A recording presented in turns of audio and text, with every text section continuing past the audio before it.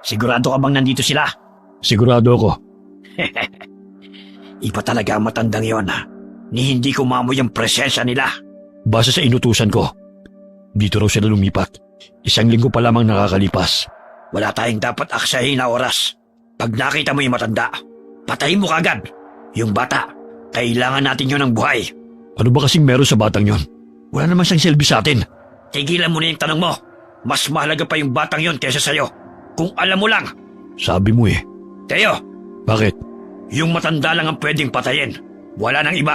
Naiintindihan mo? Hindi ako natutuwa. Teo, antayin mo ako. Natagpuan na nila kami. Kailangan ko silang maunahan sa bahay at maitakas si Milo. Hindi ako papayag. Hindi ako papayag na pati ang apo ko ay kunin nila. Pagkatapos marinig ni Matilda ang usapan ni Lito at Teo, dali-daling kumilos ito at dumaan sa shortcut na alam niya. Walang ibang laman ang isip niya ng mga sandaling yun, kundi ang mailigtas at maitakas ang apo sa kamay ng mga aswang na humahabol sa kanila. Milo! Milo! Milo! Bakit po, Lola? Kailangan na nating umalis dito. Halika, tulungan mo akong magligpit ng mga gamit natin. Saan na naman po tayo pupunta, Lola? Huwag ka nang magtanong, Milo. Tulungan mo na lang ako, bilis. Kunin mo na lang ang mga mahahalagang gamit. Pero Lola, kakalipat lang po natin. Aalis na naman po tayo. Milo, hindi ito ang tamang panahon para magtanong. Hayaan mo, pag alis natin, ikikwento ko sa iyo ang lahat. Pero sa ngayon, kailangan na nating magmadali. Shh! Bilisan mo. Huwag ka nang magtanong at iabot mo na lang sa akin yung mga langis dyan. Dito na ba yon? Dito na yun. Ito ang address na nakalagay dito. Sigurado ka? Walang duda. Matilda! Alam kong nariyan ka! Ibigay mo na sa amin si Milo! Lola, sino? Shh! Huwag kang maingay, Milo. Bakit hindi na lang natin pasukin? Patayin na lang natin si Matilda para tapos na. Papatayin ka nila? Milo, huwag kang maingay. Dito tayo, bilisan mo. Papatayin lang natin si Matilda kapag nakuha na natin si Milo. Eh di pasukin na natin. Sandali lang. May mga tanod. Leching mga tanod talaga yan. Hoy, Teo! Anong gagawin mo? Eh di aalisin ang mga sagabal. Teo! Lintik ka talaga. Ang tigas ng ulo mo. Kakasabi lang na walang gagalawin na iba eh. Saglit na natigilan sina Matilda at Milo nang makarinig ng sunod-sunod na sigaw ng mga tanod na nagroronda noong gabing yun. Walang sinayang na sandali ang maglola. Ginamit nila ang pagkakataong yun para makatakas mula sa mga humahabol sa kanila. Lakad takbo ang ginawa nila sa dilim. Makalayo lamang sa lugar na yun. Makalayo sa mga aswang na gustong kumuha sa kanila. Lola, saan na po tayo pupunta ngayon? Hindi ko alam, Apo. Hindi ko alam. Lola, bakit po kayo umiiyak? Sino po ba sila? Huwag mo na silang alalahanin, Apo. Lola, Bakit, Apo? May problema ba? Masakit ba ang tiyan mo? nagugutom po ako. Ha? Sandali, may tinapay ako dito. Milo, ang mga mata mo, namumula na naman. Ang mga kuko mo, Apo, humahaba na. Lola, nagugutom po ako.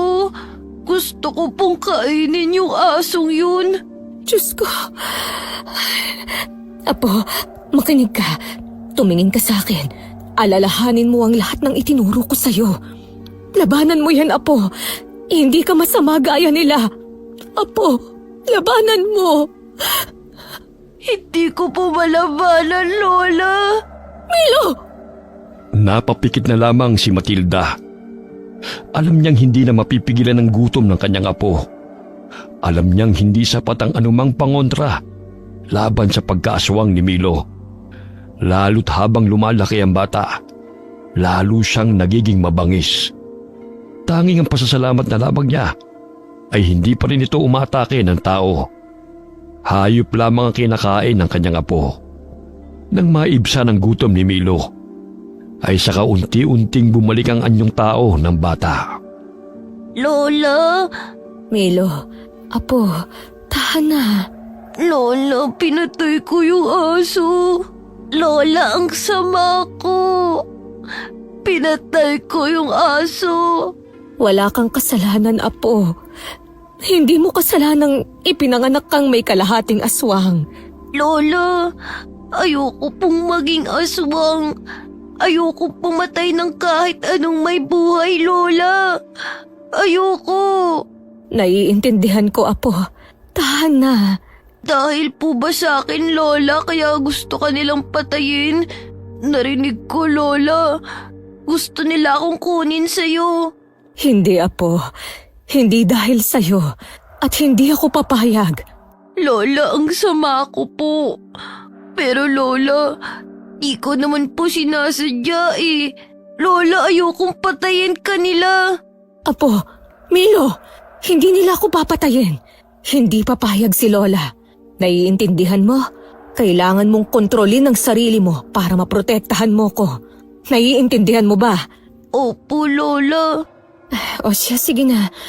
Tumigil ka na sa pag-iyak. Linisin natin ang kalat mo bago pa may makakitang iba. Pagkatapos mabihisan at malinisan ni Matilda si Milo, nagpasa silang pumunta sa pinakamalapit na baryo. Sinasabing ang baryong yun ang pinakaligtas laban sa mga aswang dahil sa isang kilala at mahusay na albularyo. Naisip niyang kahit papano ligtas sila roon. Ligtas sa mga aswang na humahabol sa kanila. Pero natatakot siya na baka si Milo naman ang mapahamak dahil isa rin siyang aswang. Hindi pa naman ganap na masamang aswang ang bata dahil mga hayop lamang ang kanyang inaatake, kaya't magagawan pa niya ng paraan para mapanatiling lihim ang tunay na pagkatao ng apo. Mawalang galang na ho. Anong maipaglilingkod ko sa inyo? Ngayon ko lang kayo nakita rito Bagong salta ba kayo? Oo. Naghahanap kasi kami nitong apo ko ng matitirhan. Baka ho may alam kayo. Saan kayo galing? Anong kailangan nyo sa baryo namin? Galing ho kami sa kabilang baryo. Pinalayas ho kasi kami sa tinitirhan namin. Kaya wala na kaming iba pang pupuntahan nitong apo ko.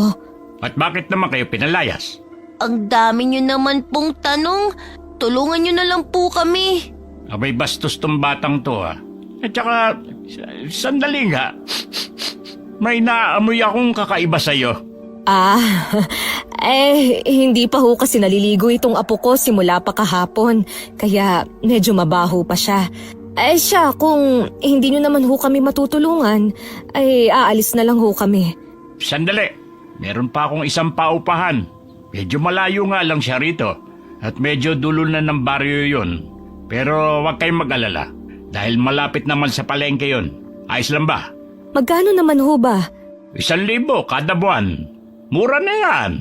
Wala nga lang kuryente. Pero may tubig naman na galing mismo sa ilalim ng lupa. Deep well. Yun, walang bayad yun. Ayos na ba sa inyo yun? Oo, salamat. Mabait naman po pala kayo eh. Apo mo ba yan? Oo. Pasensya na ho. Makulit lang talaga to. Milo. Ako nga pala si Nestor. Albularyo ko ng baryong to.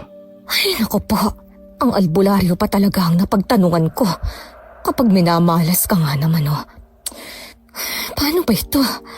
Pero, mas ligtas naman siguro kami kung nasa poder kami ng albularyo. Hindi na maghihinalang mga humahabol sa amin. Saka hindi sila makakalapit. Dahil takot sila sa mga kagaya niyang manggagamot. O ano? Bakit natulala ka na dyan? Nagbago na ba ang isip mo? Bahala na nga. Hindi po, Manong. Sige po, sasama po kami sa inyo. Uupahan po namin ang bahay na sinasabi ninyo. Oy, sige. Sumunod kayo sa akin. Pagkarating nila sa paupahang sinasabi ni Mang Nestor, ay wala namang kakaibang nakita si Matilda bukod sa medyo napabukod ito sa kabahayan. Pero mas pumabor yun para kay Matilda. Dito na yun. Medyo maliit nga lang, pero dalawa lang naman kayo. Sige, salamat ho. Ito pala ang paunang bayad ko. Sige. Maiwan ko na kayo. Siya nga pala, Ano yun? malayo ho ba rito ang bahay ninyo? May kalayuan din, pero hindi naman sobrang layo. Bakit ba? Wala naman. Para lang ho, alam ko kung saan pupunta pag may kinakailangan kami. Ganun ba? Ay malapit lang sa maliit na palengkeng nadaanan natin kanina ang bahay ko. Ay paano? Mauna na ako. Sige ho, salamat ho ulit. Lola, dito na po ba tayo titira? Ganun na nga, Apo. Hindi man kasing laki at ganda ito ng dati nating tinitirhan. Medyo probinsya style din dito. Pero mas okay na to. Mas mapoprotektahan kita laban sa kanila. Lola, di ba albularyo yung si Mang Nestor? Oo. Paanong hindi niya po nahalatang aswang ako? Yan din ang ipinagtataka ko. Pero siguro, dahil sa pangontra at proteksyong binigay ko sa'yo, hindi ko akalaing hindi lang sa mga aswang epektibo yun, kundi maging sa albularyo rin pala. Lola, ikaw po gumawa tapos hindi mo po alam? Ikaw talaga, Milo. Kasi, hindi ko pa naman talaga yan naaaral. Sinunod ko lang yung itinuro sa akin noon ng papa ko. Lola, Oh, bakit? sino po ba talaga ang humahabol sa atin, Lola? Kapatid sila ng papa mo, Milo. Po, bakit ka po nila gustong patayin? Dahil gusto ka nilang ilayo sa akin. Bakit po? Mahirap ipaliwanag, Apo. Pero ang mahalaga, ligtas tayo sa ngayon. Dito tayo magsisimula ulit. Bukas na bukas, mag-a-apply ako bilang tindera ng isda sa may palengke.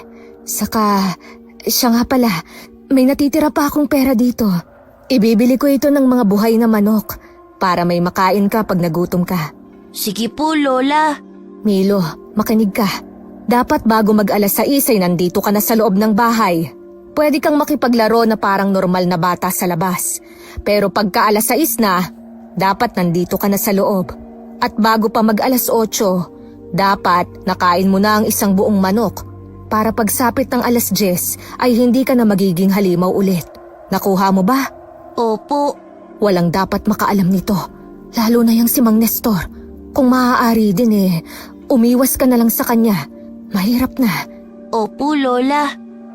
Pagkalipas ng isang buwan ay naging maayos at kahit papano'y tahimik na rin ang buhay ng dalawa sa bagong lugar. Nagsimula silang makilala ng mga kapitbahay. Tahimik, magalang, at masarap daw ang tinapa ni Matilda na itinitinda niya sa gilid ng palengke. Hanggang isang araw, nagpasya siya na pirmis na magtinda sa talipapa na malapit sa kanilang bahay. Pero labis itong ikinagalit ni Mang Nestor. Aba may patinapa ka pa dyan Hindi mo ba alam na ako ang nauna rito? Kung alam ko lang nakakalabanin mo pala ako sa negosyo Pagkatapos ko kayong patirahin sa paupahan ko, di sana hindi ko na kayo pinaupa pa. Wala naman akong balak kalabanin kayo, Mang Nestor. Hayaan ho natin na ang mga customer ang mamili. Talaga? At sisiguruhin kong malulugi ka? Lola, lilipat na naman po ba tayo ng bahay? Mabait naman na po ko Hindi, Apo. Mainit lang ang ulo ni Mang Nestor dahil akala niya kinakalaban natin siya sa negosyo. Ang daming langaw! Leche! Huwag mo na lang pansinin si Mang Nestor, Milo. Mag-iba na lang po kaya tayo ng paninda, Lola. Gustuhin ko man, pero ito lang din ang alam kong gawin.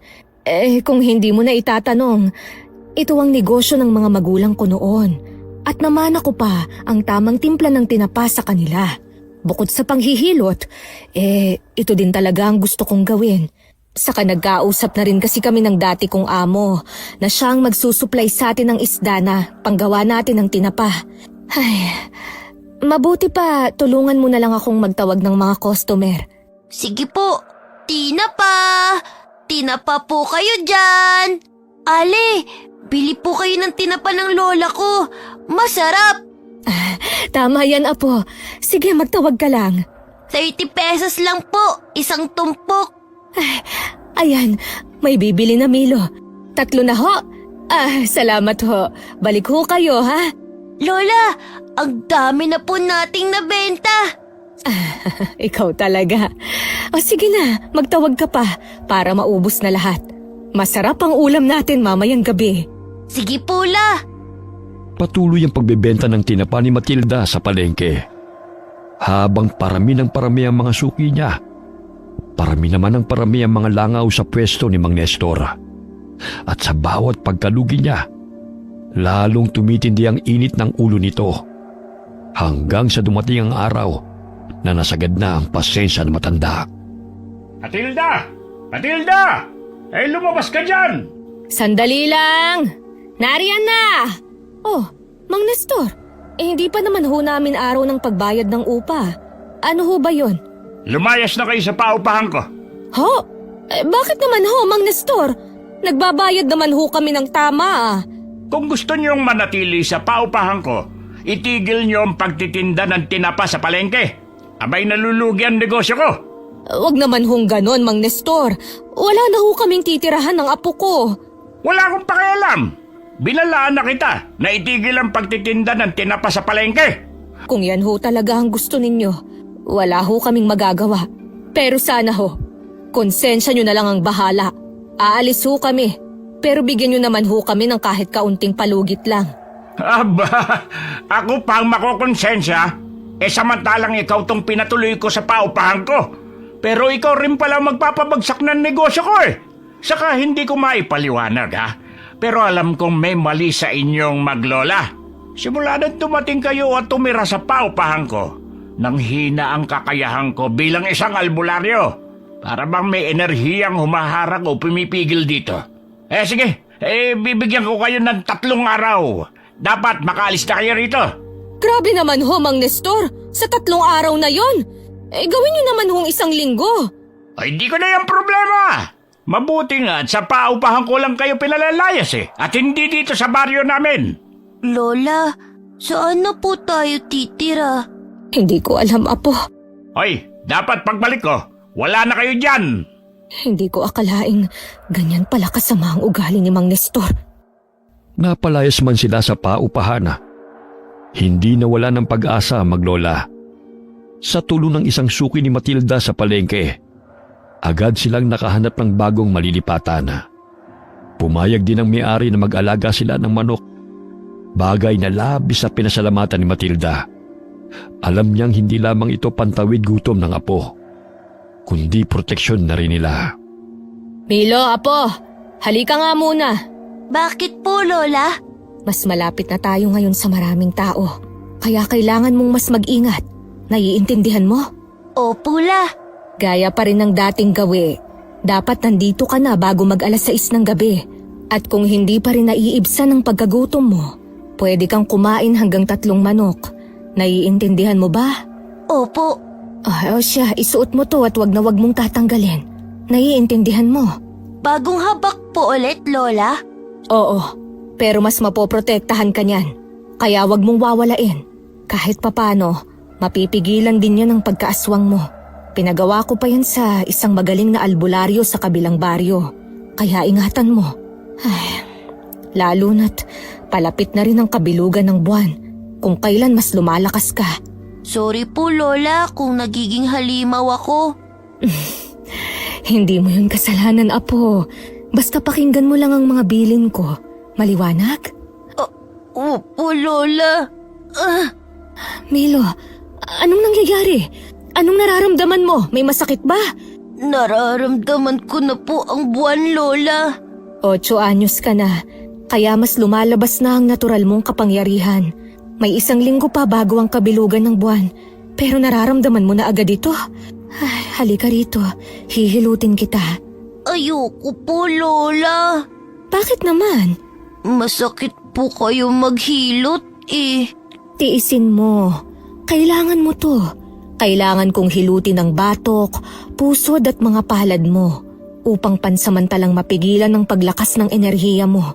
Kahit papano, masasara nito ang bukana ng diwa mo. Lola, hindi ko po kayo naiintindihan. Sige na, Apo. Tiisin mo lang. Para rin sa'yo ito. Kahit ayaw ni Milo, napilit pa rin siya ni Matilda. Pinahiga niya sa banig ang bata at pinahiran ng langis ang buong katawan. Marahan pero mariin ang bawat hagod ni Matilda. Sinasabayan ng mahinang bulong ng orasyon ang ginagawa niyang paghilot sa bata. Habang tumatagal ang masahe, lalong sumisidhi ang kirot. Aray! Lola! Dahan-dahan lang po, masakit. Tiisin mo, Apo.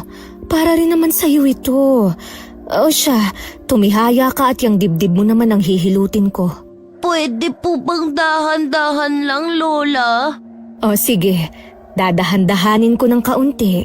Ayan, ganyan. Masakit pa rin ba? Kaya na po, Lola. Di na masyadong masakit. Lola, ang init po ng langis.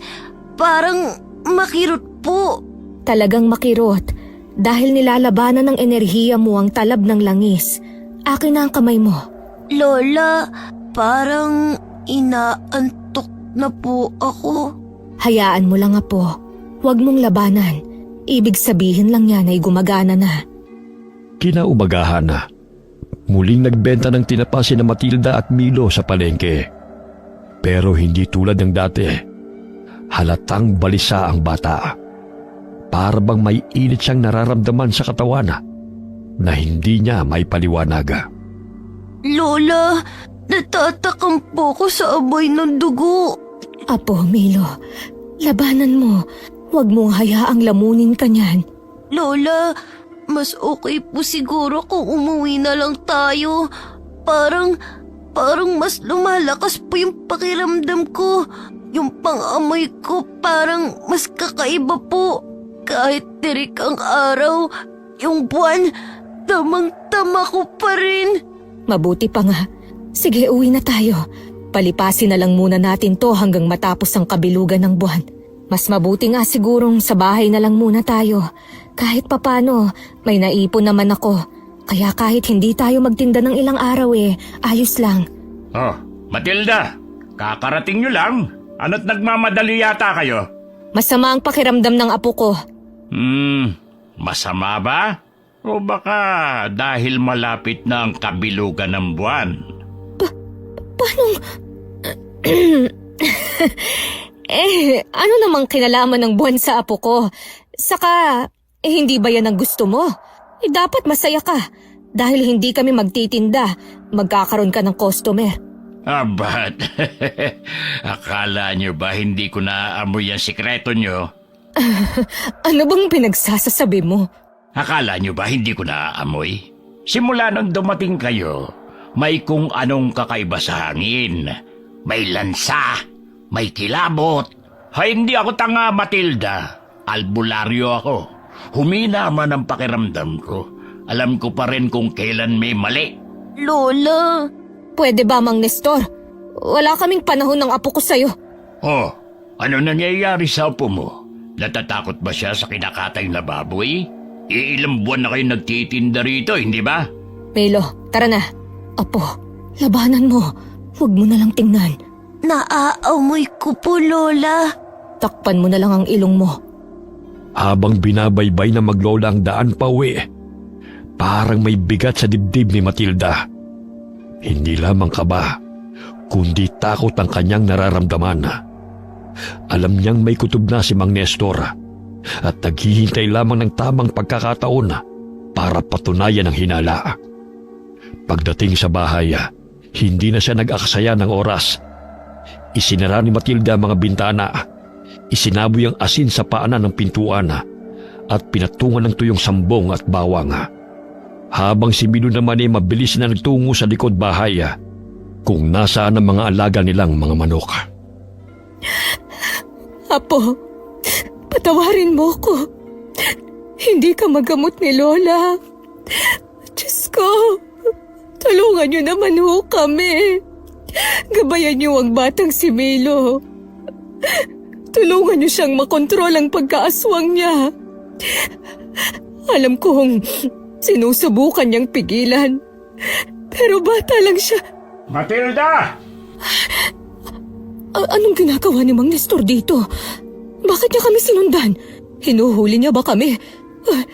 Hindi niya pwedeng makita si Milo ng ganito. Milo, tama na yun, Apo. Matilda! Alam kong nariyan ka! Anong gagawin ko? Hindi pwede to. Apo, Milo, Bahala na nga. Matilda! Anong... Anong kailangan mo, Mang Nestor?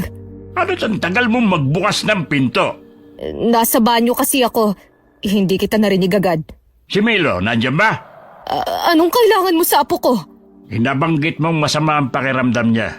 Naisip ko lang, bakit hindi ko na lang siya gamutin? Sa tingin ko kasi, nausog ko yung apo mo.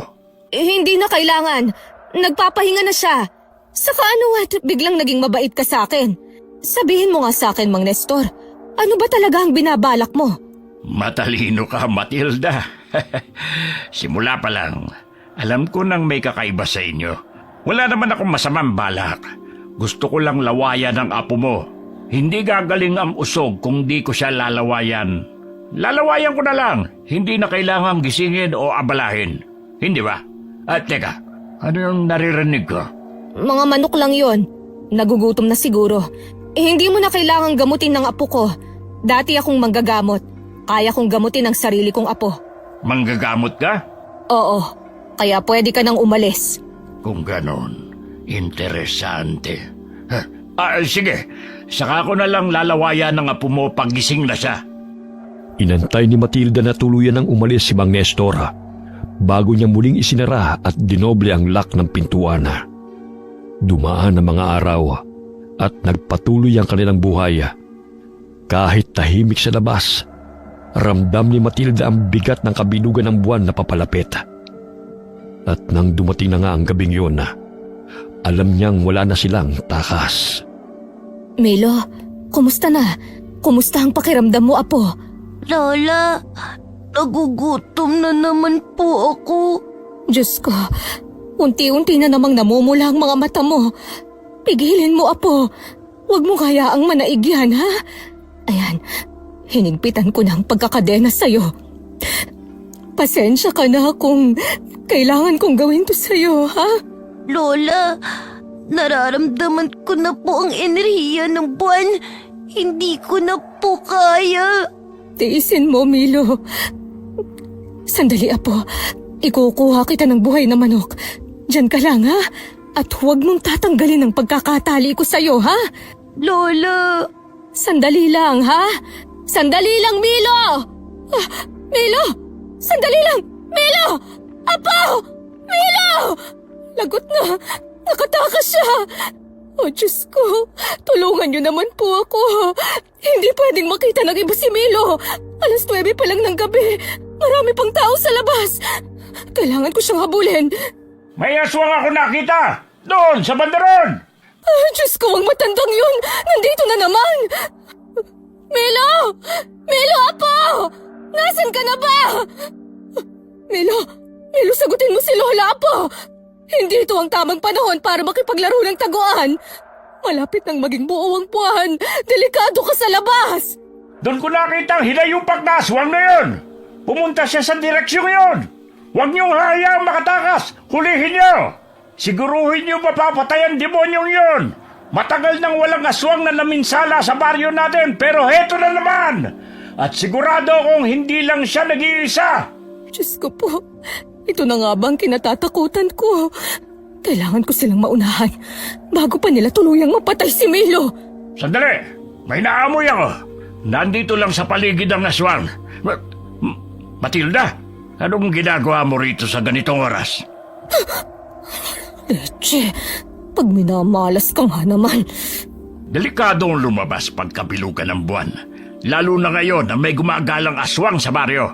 Mas mabuti pa siguro kung umuwi ka na lang at samahan ang apo mo sa bahay. Matilda, nakikinig ka ba? Sino ang tinitignan mo? Nakita mo ba lintik na aswang? Ha? Wala. Tiningnan ko lang kung bukas pa yung tindahan. Naisip ko kasing bumili ng delata. Ano yan? Buntot pagi? Grabe naman. Sigurado ka bang aswang yon? Baka naman mabangis lang na hayop. Kasi 'di ba, itong baryo nyo ang pinakaligtas sa buong probinsya. Hindi ako pwedeng magkamali. Nakikita mo ba to? Kumukulo lang ang langis na to kapag may aswang.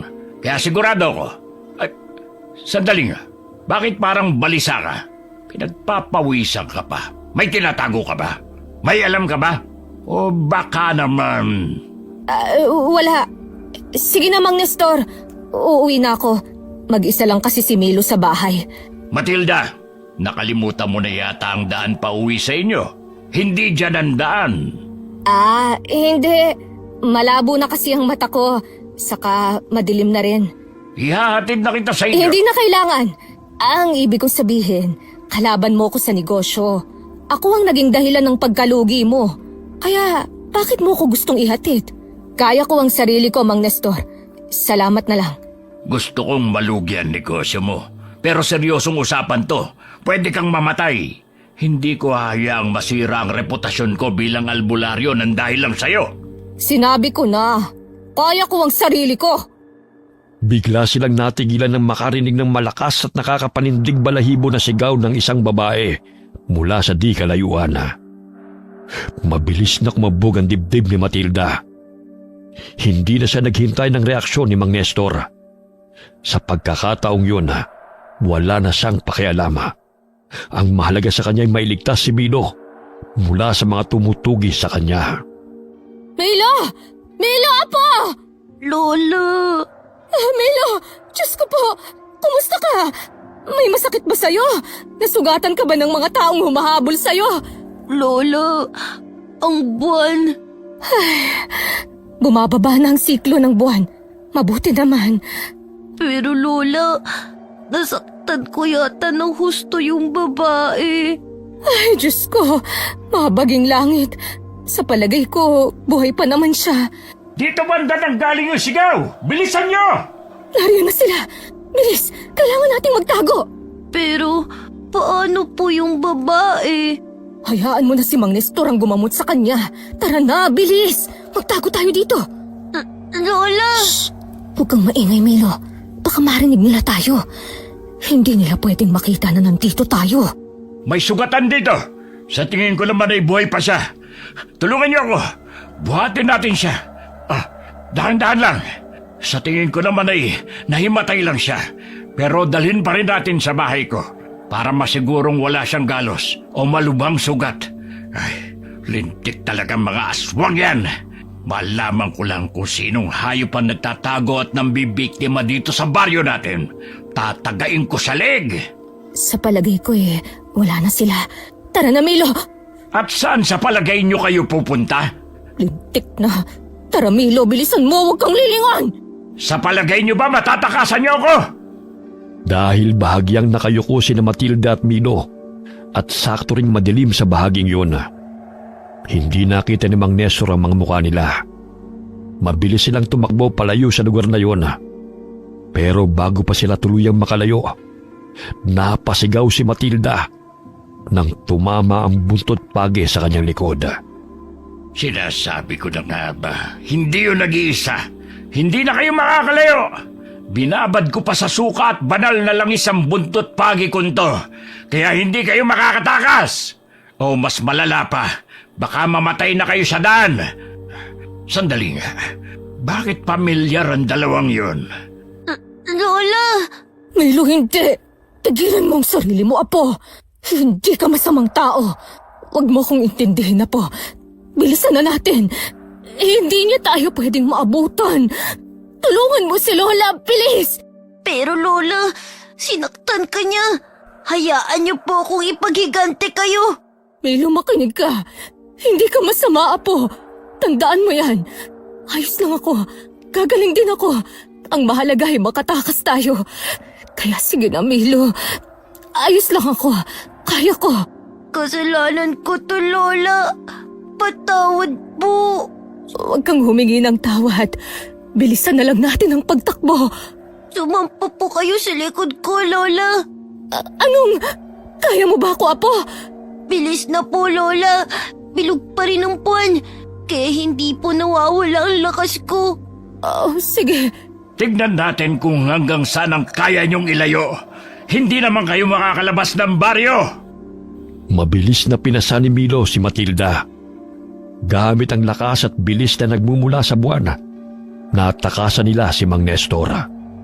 Pagkarating sa kanilang bahay, bigla na lamang nanghina si Milo at hinimatay. Dahil sa labis na pagod at matinding paggamit ng kanyang lakas. Dahil sa nangyari, Halos 3 araw na nakaratay sa higaan si Matilda. Habang si Milo naman ay mabilis na nakabawi ng lakas. Lola, wag na po muna kayong tumayo. Hindi pa po kayo magaling. Anong ginawa mo, Milo? Bakit parang ang bilis maghilom ng sugat ko? Huwag mong sabihin. Opo. Apo naman, ginamot mo ba ako gamit ang laway mo? Apo naman, alam mo namang sa tuwing gagamitin mo ang lakas at kapangyarihan mo, lalong humihina ang proteksyong ibinigay ko sa'yo. Pero Lola, ayoko pong mamatay kayo. Hindi ko po alam kung anong gagawin ko. Gagaling din naman ako, Apo. Sana hinayaan mo na lang. Kusa namang maghihilom ang sugat ko. Mas gugustuhin kong maratay ng matagal kesa mahanap na naman tayo ng mga tiyuhin mo. Pasensya na po. Sige na, hayaan mo na. Ano pa bang magagawa ko? Naggamot mo na ako. Saka mabuti na rin siguro to para makapagtinda na tayo ulit sa palengke. Siguradong hinahanap na tayo ng mga suki natin at nagtataka na rin sila. Lola, Ano yun, Milo? Lola, ilang beses pong kumatok si Mang Nestor. Minsan, kasama pa niya yung may-ari ng bahay. Galit na galit po sila. Gusto po tayong paalisin. Hindi ko na lang po kayo ginising. Nagkunwari po kung walang tao dito. Ano? Lola, alam na po kaya ni Mang Nestor ang tungkol sa akin? Ano? Hindi nila tayo pwedeng paalisin sa baryong ito, Milo. Ito lang ang ligtas na baryo na pwede nating tirhan. Kaya halika na. Ano pang gagawin niyo, Lola? Hindi nila pwedeng malaman ang sikreto mo. Nagiging malakas ka tuwing kabilugan ng buwan. Tapos na ito. At dahil nagamit mo na rin ang karamihan ng lakas mo, madali na para sa atin na kontrolin ang pagkaaswang mo. Inumin mo ito. Lahat po yan, Lola? Oo, mahaharang nito ang enerhiya mo. Kahit sino pang magaling na albularyo ang humawak o magtangkang tumuklas ng tunay mong pagkatao, hindi sila magtatagumpay kahit pagamitin nila ang mga pangontra. Simutin mo ang bawat patak ng katas ng halamang gamot na ito dahil yan na ang huli. Wala na po bang ibang paraan? Oh, bakit parang nag-aalangan ka? Lola, kasi paano po kung mawala na tong lakas ko? Paano kung bumalik si Mang Nestor? Hindi ko po kayo mapoprotektahan. Tsaka, pinapara niyo po to ng patay na butiki ang katas ng halamang gamot. Kadiri po. Huwag mo na akong isipin na po. Malakas na ako. Oh, kaya ko na, hindi ba? Saka anong kadiri? Isa pa, yan naman ang parati kong pinaiinom sa'yo. Po? Totoo po. Kaya pala masama ang lasa. Sige na, inumin mo na. Lola naman eh. Sige na, huwag nang matigas ang ulo. Sa kapagkatapos niyan, maligo ka na at magtitinda na ulit tayo sa palengke. Kakausapin ko si Mang Nestor, kahit pa alam kong delikado. Kailangang matigil na kung ano ang hinalang meron sila. Basta manatili kang tahimik at huwag kang lalayo sa akin. Kinahapunan na, nagpunta sila sa palengke para magtinda ng tinapa. Habang nag-aayos sila ng kanilang paninda, napansin ni Matilda ang pag-iwas ng mga taong dumaraan na. Ang iba'y palihim pang nagbubulungan na at may ilang ding napapa-sign of the cross na lamang. Maya-maya'y dumating si Mang Nestor. Napansin kaagad ni Matildang nakapulupot na buntot pagi sa bewang ng lalaki na hindi naman ito madalas dalhin noon. Aba, buti naman at naisipan niyo pang magpakita maglola. Ano bang kailangan mo sa amin, Mang Nestor? Wala naman, pero kayo may kailangang ipaliwanag. Anong ibig mong sabihin? May nakakita sa inyo nung gabing sumugod ang aswang at may narinig din silang may hinang impit mula sa loob ng bahay niyo. Nakita rin kitang pag-alagala nung gabing yun. Sinabi ko na sa'yo ang dahilan ko nung gabing yun. Kung ganon, bakit ka biglang tumakbo at nawala nang makarinig na sigaw mula sa malayo? Dahil nag-aalala ko na baka si Milo yun. Kagaya nga ng sabi ko, lumabas ako para bumili ng delata. Naiiwan si Milo sa bahay nung gabing yon. Kaya dali-dali akong tumakbo sa pag-aalala. Kayo na rin ang nagsabi na may gumagalang aswang. Paano kung mabiktima ang apo ko? Magaling kang magpalusot. Pero ano naman ang dahilan kung bakit ngayon lang kayo lumabas ng bahay? Masakit ba ang latay? Ano bang latay ang sinasabi mo? Lola, Natatakot ka ba, Milo? Mainit ba sa pakiramdam mong langis na daladala ko? Aba, tingnan mo, Matilda. Umiinit ang langis ko. Alam mo ibig sabihin nito, hindi ba? Dati kang manggagamot, sabi mo. Oo naman, Mang Nestor. Umiinit ang langis kapag may aswang sa malapit o kumukulo kapag sobrang lapit. Alam mo kung anong ibig kong sabihin. Dahil kung kami nga yan, sana kumukulo na yan, hindi lang basta umiinit. Isa lang naman ang paraan para magkaalaman. Ipakita mo ang likod mo, Matilda. Ngayon? Dito talaga, sa harap ng maraming tao. Hindi ba't nakakabastos yan? Babae pa rin ako, Mang Nestor. O baka naman, gusto mo lang akong bosohan. Masyado ka ng kulubot para sa akin, Matilda. Ang gusto ng taong bayan ay malaman ang totoo. Kung hinala mong ako ang aswang, pwede mo naman akong patakan ng langis. Pag napaso ako, totoo nga. Pero pag hindi, mapapahiya ka lang. Sa pag-aalala niya para sa apo, marahan niyang kinabig ang bata para itago sa kanyang likuran. Ang hinala ni Mang Nestor ay siya ang aswang at hindi si Milo. Kaya mas madali sa kanyang patunayan na mali ang matanda. Walang pag-aalinlangan niyang itinaas ang kamay at iniabot ito kay Mang Nestor para patakan ng langis. Mabilis namang tinanggap ito ng matanda at pinatakan ng langis. Ilang minuto na ang lumipas. Wala pa ring epekto sa balat ni Matilda ang ginawa ng matanda. Imposible. Nakita mo na, di ba? Hindi nga kami ang hinahanap mong aswang. Lola, Ano bang ginagawa mo, Mang Nestor? Subukan mong hawakan ng apo ko. At dyan tayo hindi magkakasundo. Wala kang ebidensya, Mang Nestor. Haka-haka lang ang meron ka. Kaya wala kang karapatang husgahan kami. Tayo na, Milo. Hindi pa tapos to, Matilda. Alam kong may tinatago ka. Hindi mo ako maluloko. Lola, ano na pong gagawin natin ngayon? Sigurado po kung hindi tayo titigilan ni Mang Nestor. Wala tayong gagawin, Milo. Ano pong ibig niyong sabihin, Lola? Ang ibig kong sabihin, hindi tayo gagalaw hanggat hindi kailangan. Hindi tayo tatakbo. Hindi tayo lalaban. Hindi pa. Hayaan mo silang magbulong-bulungan. Hayaan mo silang maghinala. Ang mahalaga, hindi nila malaman ang tungkol sa'yo. Hahayaan lang po natin sila? Oo, apo. Dahil minsan, ang pinakamabisang depensa ay opensa. Opensa? Aatake tayo, Lola? Hindi. Lola, ang gulo mo naman po. Ay, oo nga pala. Baliktad pala yun. Ang ibig kong sabihin, minsan, ang pinakamabisang opensa ay depensa. Hayaan mo silang maghinala at umatake. Basta't wala tayong ginagawa na kahina-hinala, wala rin silang makukuhang ebidensya. At kapag wala silang ebidensya, kusa nilang pagdududahan ng sarili nilang hinala. Kaya ang importante, manatiling kalmado at huwag gumawa ng kahit anong ikabibisto. Ha? Lola, ang gulo po. Hindi ko na maintindihan. Basta apo, mag-ingat lang tayo.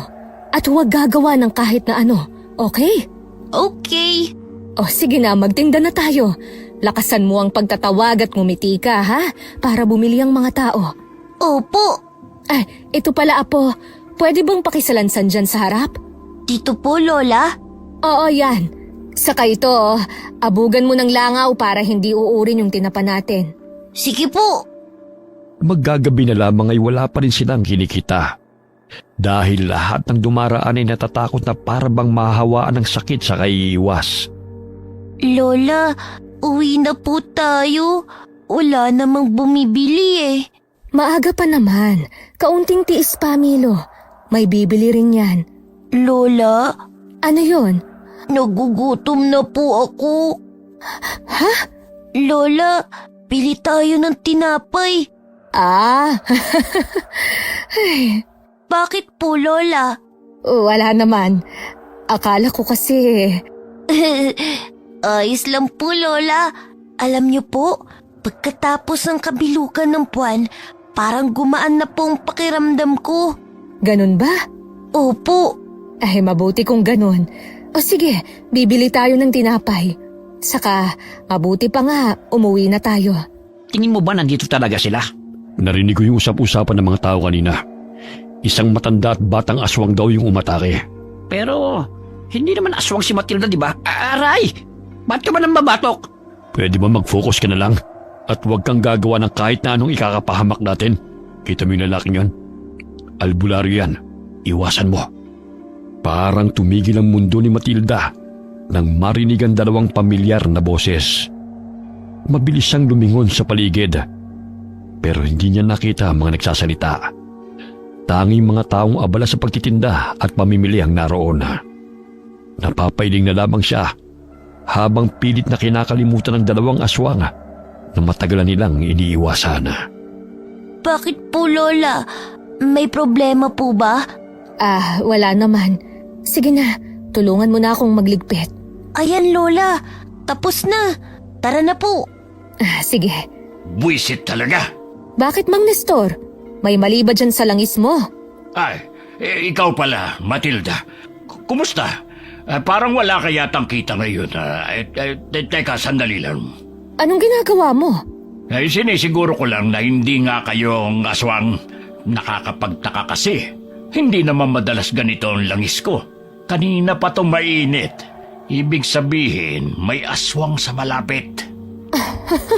O ano, napatunayan mo bang kami yon? Hindi. Pero imposible namang mag-init to ng basta-basta. Baka naman, depektibo na yung pangontra mo. Malabong mangyari yon. Maliban na lang kung... Kung may iba pang aswang sa baryo.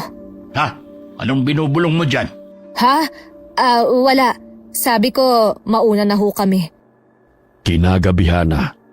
Hindi nakatulog si Matilda dahil sa dalawang pamilyar na boses na narinig niya sa palengke.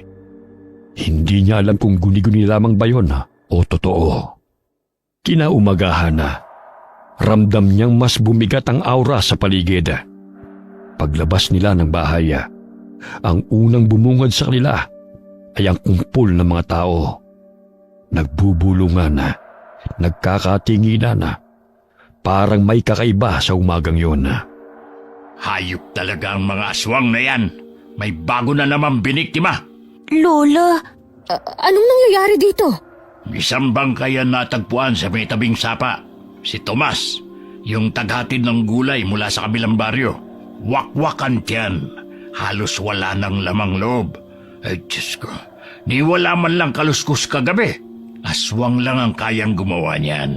hindi ako yun, Lola. Alam ko, Apo. Wala kang kasalanan. Ano na naman ang binubulong-bulong niyo dyan, ha? May tinatago ba kayong maglola sa amin? Wala kaming alam dyan. At kung totoo mang may aswang na gumagala, dapat na siyang mahuli. Natatakot na ang apo ko. Dapat lang talagang mahuli at patayin. Kung noong bilog ang buwan ay hindi sila nakapatay, ngayon may napatay na talaga. Lola, sino po kaya ang may gawa nun? Hindi ko alam, Apo. Wala ka bang nararamdamang kakaiba sa paligid? Wala po, Lola. Simula po kasi nung kabilugan ng buwan, humina na pong pakiramdam ko. Nagpatuloy ang bulungan ng mga tao hanggang sa dumating ang isang tanod. Ayon sa kanya, may mga nakakita sa mga nilalang na may kagagawan ng krimen. Malalaking halimaw, may mahahabang kuko at matatalim ng ngipin. Isa raw sa kanilang nakita pang biglang naglaho malapit sa gubat. Parang binuhusan ng malamig na tubig si Matilda sa narinig. Mahigpit niyang naikuyom ang kanyang kamao dahil sa pangambang yun ng mga tiyuhin ni Milo. Imposibleng nasundan nila kami dito. Sino po, Lola? Yung mga tiyuhin ko po ba? Huwag kang maingay, Milo. Anong sabi mo, Milo? Wala namang sinabi ang apo ko. Hindi ako bingi, Matilda. May narinig ako sinabi ang apo mo tungkol sa mga aswang. Sino ka mo sila, Milo? Po, ang sabi ko po, masama po talaga ang mga aswang. Hindi yan ang narinig ko. Pero yun po talaga ang sinabi ko. Diba, Lola? Pwede ba, Mang Nestor? Huwag mo nang pagdiskitahan ng apo ko. Tayo na, Milo. Saan po tayo pupunta, Lola? Sa palengke, magtitinda. Sa kabila ng chismis na kumakalat tungkol sa inyo, magtitinda pa rin kayo? Chismis na ikaw lang din naman ang nagpakalat. Bakit kami hindi magtitinda? Wala naman kayong patunay sa mga paratang ninyo. Ang mabuti pa, hanapin mo ang totoong aswang bago pa yun makapambiktima ulit. Lola? Tayo na, apo. Buong araw, ang isipan ni Matilda'y abala sa kung sinong aswang ang gumagala sa baryo. Mas naging mapagmasid siya. Pinakikiramdaman ng bawat anino at tingin ng mga tao. Alam niyang hindi sila makapagtatago. Kapag may nangyaring masama, sila na naman ang pagbibintangan ni Mang Nestor. Kinagabihan na, hindi mapalagay si Matilda. Maya-maya'y nakarinig siya ng alulong mula sa malayo. Ilang sandali pa ay nasundan ito ng sigawan ng mga tao. Diyos ko, ano na ba itong nangyayari? Kailan ba kami tatantanan ng mga kamag-anak ni Milo? Doon ang galing ang alulong! Bilis! Lola, umatake na naman po ba sila? Wala yun, apo. Matulog ka na ulit. Mabuti pa siguro, maglagay tayo ng asin sa bawat sulok ng bahay para hindi nila tayo matunton. Sige po, Lola. Tutulong po ako. Baka inaantok ka pa. Ako na lang, kaya ko naman. Hindi na po ko inaantok. Sigurado ka? Opo. O sige, eto, ikalat mo ito sa buong kwarto. Pero iwasan mong dumampi sa balat mo, ha? Ako naman sa kusina at sa sala. Lagyan mo rin ng mga bintana, ha? Sige po. Ha? Sino kayo? Sabi na nga, be. Dito lang namin kayo mahahanap. Paano? Paano kayong nakapasok? Salamat kay Inang. Binigyan niya kami ng pangontra laban sa mga mahihinang depensa mo. Lumayo ka! Huwag kang lalapit! Bubuhusan kita nitong asin! Huwag mong sasaktan ng lola ko. Milo! Wag! Biglang lumalim ang paghinga ni Milo. Sa loob ng ilang segundo, nagsimulang manginig ang kanyang katawan. Tumayo ang balahibo sa kanyang batok at unti-unting tumubo ang makakapal na balahibo sa kanyang mga braso, leeg at likod. Pumula ang kanyang mga mata. Dahan-dahang humaba ang kanyang mga kuko. Naging matutulis na parang mga patalim. Napasigaw naman si Matilda dahil sa pagkabigla. Hindi pa ginusto ni Milo ang magbagong anyo. Pero dahil sa galit ay nagawa niya. Matapang ka, Milo. Manang-mana kasama mo. Pero hindi mo pa ako kaya, bata. Hindi ka pagganap na aswang. Milo! Oh, Diyos ko! Mabaging langit! Tulungan niyo po ang apo ko! Huwag mong sasaktan ng lola ko. Milo! Ayos ka lang ba? Hindi ko sasaktan. Kung sasama ka sa akin, hahayaan kong mabuhay ang lola mo kung susunod ka. Hindi sasama sa'yo ang apo ko! Patayin mo muna ako bago mo siya makuha! Eh di sige, madali naman akong kausap. Lola! Bago pa man makalapit si Lito, sumugod na si Milo.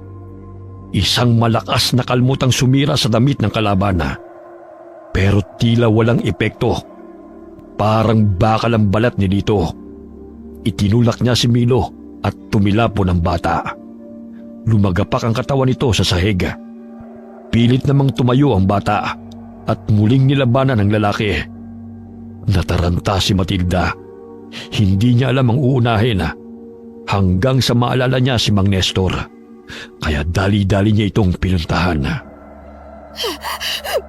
Mang Nestor!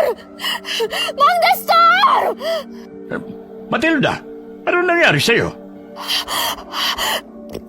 Ang apo ko, si Milo, sinugod siya. Sinugod ng aswang. Ha? Anong sinasabi mo?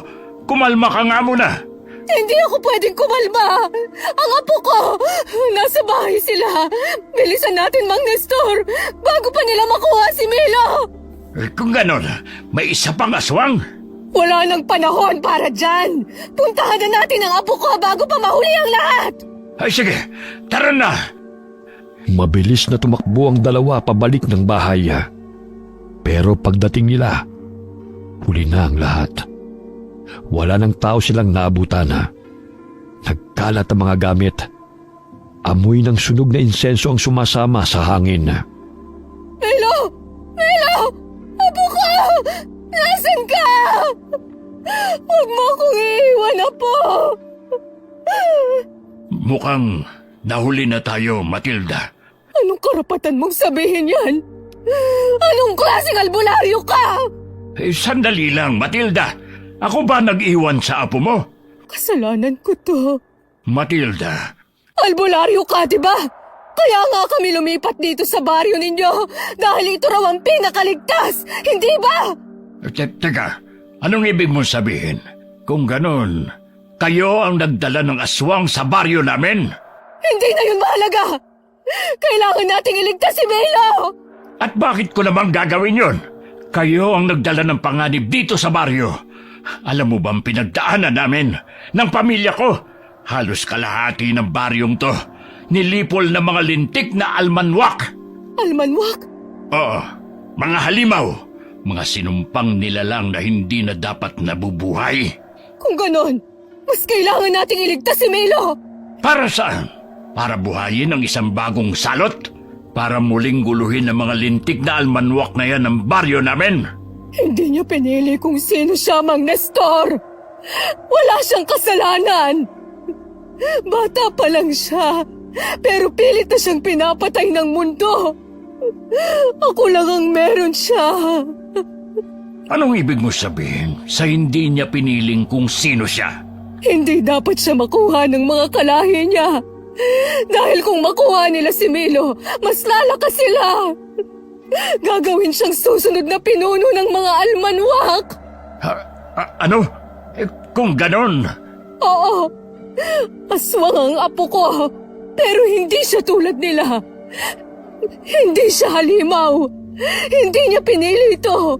kung alam ko lang, nung una palang pinatay ko na sana ang apo mo. Hindi niya ginustong ipanganak ng may dugong aswang. At kung pababayaan natin siya, hindi lang siya ang mawawala sa akin, kundi magiging panganib siya sa ating lahat. Aswang pa din ang apo mo! Hindi masama ang apo ko! Ni minsan hindi siya nanakit ng tao. Tanging mga hayop lang ang binibiktima niya. Hindi niya ginusto yon.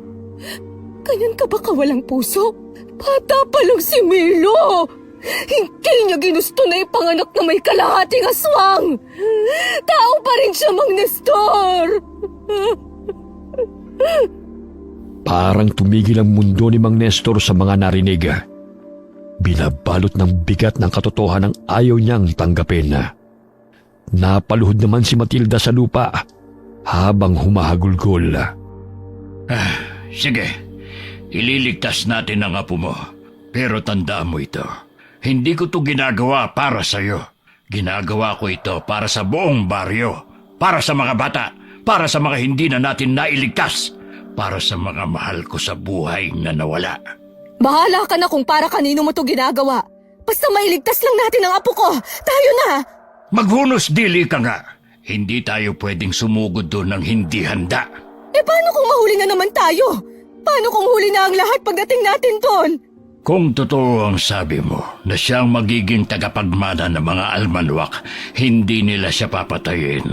Kailangan nila siyang buhay para maipasa ang mana. Oo nga. Pero paano kung maging mas malakas na aswang na siya bago pa tayo makarating? Matagal ko nang pinag-aralan ng mga almanwak. Hindi sila basta-basta nagpapasa ng pagkaswang. May hinihintay silang tamang oras at may ritual pa silang sinusunod. Kapag sumugod tayo ngayon, para na rin nating isinubo ang sarili natin sa kanila. Alam mo naman siguro kung gaano sila karami at kung gaano sila kalakas, di ba? Ano bang plano mo? Sa ngayon, magpahinga ka muna. Bukas ng madaling araw, pumunta ka sa bahay ko. Tuturuan kitang gumawa ng mga pangontra. May ilang linggo pa tayo bago muling sumapit ang kabilugan ng buwan. Kabilugan ng buwan? Oo, doon madalas nilang gawin ang ritual tuwing kabilugan ng buwan. Kaya sige na, Matilda, magpahinga ka muna. Bukas natin pag-usapan kung paano natin maililigtas ang apo mo habang may oras pa. Pagkaalis ni Mang Nestor, tuluyan nang bumigay si Matilda. Napahagulgol siya habang mahigpit ang pagkakakapit sa kanyang dibdib. Hindi pa man sumisikat ang araw, pumunta na siya sa bahay ni Mang Nestor. Mang Nestor! Mang Nestor! Oh, ang aga mo namang masyado. Abay, 3:00 pa lang ng madaling araw. Hindi kasi ako makatulog. Saka, ikaw na rin ang nagsabi na kailangan nating maghanda. Ay, sige, pumasok ka muna. Ikaw ba ang gumawa ng lahat ng ito? Oh, huwag mong hahawakan yan. Baka mapasok ka. Hindi lang yan para sa mga aswang, kundi pati na rin sa mga tarantadong tao. Maupo ka muna dyan. Mag-isa ka lang ba dito? Oh, ako na lang ang natira mula nang ubusin ng mga walang kaluluwang almanwak ang pamilya ko. Ay, sabi mo, kalahating aswang si Milo? Oo, ang anak ko, nagmahal ng isang almanwak. Pero iba siya, hindi siya tulad ng iba. Paanong iba? Mabait ang ama ni Milo. Hindi siya kagaya ng mga almanwak na pumapatay para lang sa dugo. Hindi rin siya tumutugon sa tawag ng lahi niya. Basta, pinili niyang maging tao. Kaso nga lang, nalaman ng inang nila ang tungkol kay Milo. Namatay sa panganganak ang nanay ni Milo. Habang pinatay naman ng mga kalahi niyang almanwak ang ama niya, namatay siyang pinoprotektahan ng mag-ina niya. Pareho lang palang may kasalanan sa atin ng mga buwisit na yun. Pero, alam mo ba kung saan sila matatagpuan?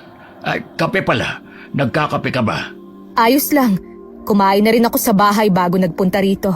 Hindi pa ako nakapunta ron, pero madalas itong ikwento ng ama ni Milo. Paulit-ulit niyang sinasabi, parang gusto niyang ihanda kami sakaling dumating ang araw na ito. Tahimik lamang na nakinig si Mang Nestor kay Matilda habang pinapanday ang mga sundang. Maya-maya'y tinuruan niya si Matilda kung paano ito gamitin. Plinano rin nila ang pagsalakay kasama ang mga mananagisag. 3 araw bago sumapit ang kabilugan ng buwan, saka pa lang tayo susugod dun. Kakausapin ko muna ang grupo ng mga mananagisag. Mananagisag? Anong klaseng grupo yun? Isa silang samahan ng mga tao, karaniwang mamamayan, dating albularyo o mga natutong manggaway. Pinaghalo ang kaalaman nila. Lahat sila'y biktima rin ng mga almanwak at ang hangad nila'y makaganti. Nabuo ang grupo matapos ang malagim na pagsalakay ng mga halimaw dito. 1 taon na ang nakalipas. Tutulong sila sa atin, pero kahit pasama-sama kami, hindi pa rin sapat ang alam namin para talunin sila. Lalo na ang tinatawag nilang inang. Ha? Bakit naman? Dahil ang mga almanwak ay hindi basta-bastang aswang, lalo na ang inang nila. Isang nilalang na isinumpa. Wala siyang kamatayan. Ang tanging paraan lang para mapatay siya ay kung maipapasa niya ang kanyang kapangyarihan. Ano? Kung ganun, hindi pa rin magiging ligtas ang apo ko. Wala tayong magagawa. Hindi natin malalabanan ang sumpang si Satanas mismo ang nagbigay. Pero kung mauubos natin ang buong lahi nila, wala na ring mapagpapasahan na ang inang. Mawawalan siya ng kapangyarihan. Wala na ba talagang ibang paraan? Pwede naman kung tatanggapin ni Milo ang Ano? Hindi pwede yon. Hindi ako papayag na tuluyan nilang gawing halimaw ang apo ko. Hindi ko sinasabing magiging halimaw ang apo mo. Kung malakas ang loob niya, kung kaya niyang labanan ng mana, baka siya ang makaputol ng sumpa. At anong magiging kapalit nun, ha? Alam ko, lahat ng kapangyarihan may hinihinging kapalit. Ang buhay ng apo mo. Kalokohan! Hindi ako papayag! Hindi ako papayag na isusugal natin ang buhay ng apo ko! Wala na ba talagang ibang paraan? Sa tagal kong pinag-aralan ng mga almanwak, yun lang ang tanging nakikita kong paraan. Siguro ang mas maganda, planuhin na muna natin kung paano natin mababawi ang apo mo. Tapos, Bahala na kung paano natin sila uubusin. Kaya na napagkasunduan na. Agad nagpunta sina Mang Nestor at Matilda sa kuta ng mga mananagisaga para ilahad ang plano ng pagsagip. Sumang-ayon naman kaagad ang grupo. Wala silang sinayang. Nagsanay sila sa paggamit ng mga orasyon, paghawak ng mga pangontra at pakikidigma. Bawat isa may sariling dahilan para lumaban. Pero iisa ang layunin, iligtas si Milo at tapusin na ang sumpa ng mga almanwak. Ano yung nilalagay mo sa sahig? Para saan yan? Abuhing buto ng paniki at dinikdik na balat ng punong kamagong. Pananggalang sa mga nilalang na marunong suminghot ng takot. Bawat hakbang mo sa paligid niyan, malilito sila. Amoy patay. Pero sige, anong sunod? Ito naman, dugo ng itim na tandang. Hahalo mo sa dahon ng tanglad at gawing pampaligo. Pampasigla at pananggalang sa mga tinatawag na sumpang tanikala. Lahat na lang may dugo. Kaya siguro ang lalim ng galit ng mga halimaw na yan. Puro sakripisyo ang kalaban nila. At tayo, kung gusto nating lumaban, kailangan din nating matutong magsakripisyo. Kaya ngayon, tuturuan naman kita kung paano gumamit ng latigo. Yung buntot pagi ba? Hindi, mas masakit doon, mas delikado. Ang latigong yan, gawa mismo sa pakpak ng isang almanwak. Pwede pala yun. Oo, pero hindi lahat ng almanwak ay may pakpak. Tanging ang matatanda lang, ang pinakamatatagal na nabubuhay sa kanila, ang nagkakaroon ng ganon. Napatay ko ang isa noon. At bilang paghihiganti, binali ko ang pakpak niya. Kinuha ko ang pinakamahaba at may pinakamatibay na buto. At yon ang ginamit ko para gawin ang latigong ito. Sa tagal ko ng pakikipaglaban sa kanila, napatunayan kong mabisa yon na pangwasak at pamuksa. Kung ganon, mas masakit nga yan. Dahil mismong pakpak nila ang papatay sa kanila. Ganon nga. Kaya sige, pumwesto ka na. Ang latigong gawa sa pakpak ng almanwak ay ibang-iba sa buntot pagi. Mas matigas ito at mas mahirap kontrolin. Kakailanganin mo ng buong lakas sa paggamit nito. Eto, hawakan mo. Bakit mas maliit ito? Buto pa rin yan ang pakpak ng almanwak, pero yung maliit na buto lang. Epektibo rin naman yan at mas madaling gamitin dahil mas malambot ng kaunti. Ay sige na, itaas mo ang kamay mo at tamaan mo yung haliging yon. Ganito ba? Ganyan nga. Mas lakasan mo pa. Araw-araw silang nag-iensayo hanggang sa dumating na ang tamang oras. Ang ikatlong gabi, bago ang mismong kabilugan ng buwan na. Pumunta na sila sa kuta ng mga kalaban na. Palihim silang nagmanman na. Inaral ang bawat kilos ng mga almanwak, pati ang bawat sulok ng kanilang kuta. Nandun si Milo! Shh! Huwag kang maingay. O, Teo, anong sinisilip-silip mo dyan? Ha? Para kasing... wala. Sigurado ka? Oo, Tayo na sa loob. Pinapatawag na tayo ni Inang. sandali lang. Bakit na naman? Ano ba kasing gagawin natin dyan kay Milo?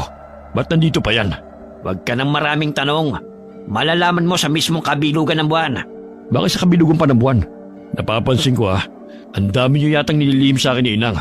Parang hindi niyo ako kamag-anak Huwag ka na magdrama dyan. Tayo na sa loob. Hinahanap na tayo ni Inang. Muntik na tayo doon. Ba't hindi pa natin sila inatake? Pagkakataon na yun! Huminahog ka nga, Matilda. Kailangan natin pag-isipang mabuti ang gagawin. Bawat hakbang, kalkulado dapat. Mamayang hating gabi tayo susugod pagkalis nila. Alis? Saan naman sila pupunta? Ang dahilan kung bakit 3 araw bago ang kabilugan tayo susugod ay dahil tamang pagkakataon to para iligtas ang apo mo. Hindi kita naiintindihan. Linawin mo nga. Bago kasi ang mismong kabilugan ng buwan, lumalabas sila upang humanap ng makakain at magpakabusog. Nambibihag din sila ng mga tao para gawing alay pagkatapos ng ritual. Mamaya, pagsapit ng hating gabi, gagawin nila yun. Kaya sasamantalahin natin yun. Sa ngayon, magmasid lang muna tayo. Parang hindi ko kayang magmasid lang habang nakikita ko si Milo na nahihirapan at nakagapos. Tiisin mo muna, Matilda. Kung ayaw mong pumalya ang plano at masagip natin ang apo mo, pigilan mo ang sarili mo. Sino pala yung dalawang aswang kanina? Parang namumukaan ko sila. Sila ang tiyuhin ni Milo, kapatid ng ama ni Milo. Kung ganon, sila pala ang pumatay kay Tomas. Kagaya ng kanilang napagplanuhan, hinintay nila ang pagsapit ng hating gabi. Saka sila kumilos. Wala na yata sila. Sandali lang. Titiyakin ko muna at mahirap na. Diyan muna kayo. At huwag kayong gagawa ng kahit anong hakbang habang wala pang signal ko. Oh, bakit ang bilis mo? Wala na ba sila? Oo, nakaalis na sila. Pero bago tayo sumugod, paalala lang, huwag kayong masyadong lalapit sa lugar kung nasaan ang inang nila dahil malakas ang pang-amoy nun. Ito, maglagay kayo sa mukha nyo. Ano yan? Dugo? Tama, dugo nga yan. Dugo ng mga almanwak. Makakatulong yan para hindi nila tayo agad maamoy. Ang baho naman yan. Huwag ka nang maarte. Bilis, tayo na. Doon kayo. Matilda, sa akin ka sumama. Sige. May dalawang bantay kay Milo, kaya kailangan nating maging maingat. Sandali. May naririnig akong mga yabag. Dito, dali, magtago tayo. Lola! Nasaan ang lola ko? Nandun si Milo. Wala na. Tara, bilis. At saan sa tingin nyo kayo pupunta? Sabi na nga be, may mga dagang umaaligid sa paligid. Kahit pala hindi ako kasama, makakakain pa rin ako. Teo, hayaan mo na kaming makuha si Milo. At bakit ko naman gagawin yon? Alam kong gusto mong maging susunod na tagapagmana. Hindi mangyayari yun hanggat nandyan si Milo. Kaya ibigay mo na lang siya sa akin. Ibalik mo na ang apo ko. Anong ibig mong sabihin? Hindi mo alam? Huwag kang tumawa. Anong ibig mong sabihin, Matilda? Dahil si Milo ang nakatakdang maging tagapagmana. Napatulala na lamang si Teo sa narinig. Unti-unting nagtayuan ang mga balahibo nito at namula ang mga mata. Naging malaking tao ito at nababalot ng makapal na balahibo. Pero hindi pa yun ang buong pagpapalit anyo nito. Mabilis na napatras si na Matilda at Mang Nestor. Agad na hinugot ni Mang Nestor ang latigo na nasa bewang niya. Kunin mo si Milo. Bilis. Ngunit paano ka? Kaya ko na ang sarili ko. Ako na ang bahala dito. Sige. Lola! Apo, Milo! Nandito na si Lola. Huwag ka nang umiyak. Uuwi na tayo. Tumabi ka dyan! Kung ayaw mong ikaw ang patayin ko! Bakit hindi ka humanap ng katapat mo? Hindi kayo makakatakas sa akin! Mabilis na sumugod si Teo kay Mang Nestor. Pero mabilis na nakailag ang matanda. Buong lakas na hinampas ni Mang Nestor ang latigo sa aswang. Napaalulong ito sa sakit na nagbigay babala sa iba pang mga aswang. Lumaban na rin si Matilda gamit ang latigong ibinigay sa kanya ni Mang Nestor. Ayaw namin ng gulo, Teo. Hayaan mo na kaming makatakas para ikaw na ang maging tagapagmana. Paano ako magiging tagapagmana kung buhay pa si Milo? Ipapahanap at ipapahanap pa rin siya ni Inang. Mas mabuti pang ako na mismo ang pumatay sa kanya. Hindi ko naman po gustong maging aswang. Ayokong maging aswang. Gusto ko lang maging bata. Maawa ka naman sa amin, Teo. Ipinapangako ko sa'yo, hindi ko hahayaang mahanap nilang muli si Milo. Tutulungan kitang maging susunod na tagapagmana. Nababaliw ka na ba, Matilda? Wala na tayong ibang pagpipilian. Tsak pauwi na ang iba pa. Paano kung makakatiyak na tutupad ka sa usapan? Makinig ka sa akin, Teo. Kung papatayin mo ang apo ko, papatayin ka rin ng mga kalahi mo. Pero kung papalabasin natin na sinugod ka namin at nakatakas kami, hindi magbabago ang tingin sa'yo ng mga kalahi mo. Hindi ka nila pagdududahan. At pagsapit ng kabilugan ng buwan, wala silang ibang pagpipilian kundi ikaw ang gawing tagapagmana. Ang talino mo. Huwag kang magulo. Ano, Teo? Papayag ka ba? Lola, nararamdaman ko na po sila. Ano na? Bilisan mong magpasya! Sige, pumapayag ako. Basta siguraduhin mong hindi na mahanap pang muli si Milo. Dahil sa oras na mahanap ulit siya, hindi na ako magdadalawang isip na patayin siya. Malinaw! Malinaw na malinaw! Asahan mong tutupad kami sa kasunduan. Tara na! Hindi nag-akasaya ng oras si na Matilda at Mang Nestor. Agad nilang pinuto ng lubid na nakapulupot sa paa ni Milo. Gamit ang kutsilyong naorasyonan. Binuhat ni Mang Nestor si Milo para mapabilis ang kanilang pagtakas. Pagkauwi nila sa bahay ng matanda, ay ginamot ni Mang Nestor ang bata. Hindi naman malalim ang mga sugat ni Milo, pero marami ito. Umupo ka rito, Milo, na magamot ko yung mga sugat mo. Aray ko po! Ang sakit! Tiisin mo, Milo. Tama ang lola mo, Milo. Tiisin mo para magamot ko ang mga sugat mo. Matilda, ikalat mo pala ang banal na asin sa palibot ng bahay para hindi nila maamoy o masundan ang presensya ni Milo. Sige, nagawa ko na. Kumusta si Milo? Nakatulog na siya, pero hindi ko pa siya tapos gamutin. Kailangan kong maalis ang tandang nilagay sa kanya ng inang nila. Kuha mo nga ako ng isang palangganang tubig. Mainit na tubig ba? Oo, meron pa yata doon sa termos. Kumuha ka rin ng dahon ng sambong at isama sa pagpapakulo. Nang gabing yun isinagawa ni Mang Nestor ang orasyon kay Milo habang mahimbing itong natutulog. Samantala, nagpapakulo naman ng tubig na may halamang gamot si Matilda. Unti-unting bumalot sa bayang halimuyak ng dahon ng mga halamang gamot at insenso na ginagawa ni Mang Nestor. Iabot mo nga yung bimpo dyan sa tabi mo. Ito bang binabad sa mainit na tubig na may sambong? Oo, saka yung tuyong bimpo na rin. Heto na. Kawawa naman itong apo ko. Ang bata niya pa para pagdaanan lahat ng ito. Kahit mahimbing siyang natutulog, halata pa rin sa kanya ang matinding pagod. Sa palagay ko'y nanlaban tong apo mo, kaya napakaraming sugat. May latay pa ng latigo. Napakawalang iya talaga nila. Ayan, tapos na. Pwede ka na rin magpahinga. Tabihan mo na lang ang apo mo. Sandalit kukuha kita ng unan at kumot. Kinaumagahan na. Maagang nagising si Matilda at agad na sinilip si Milo.